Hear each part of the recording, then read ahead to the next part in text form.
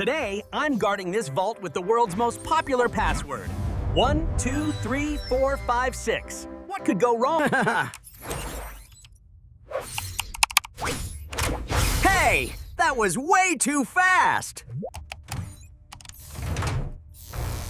And that's even worse! Weak passwords are easy to guess. Hackers try common patterns first. A strong password is long, unique, and mixes letters, numbers, and symbols. See?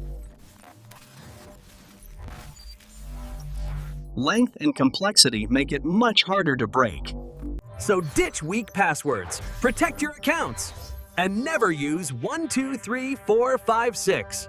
Ever! This is Nano, your tiny tech teacher signing off. See you in the next episode!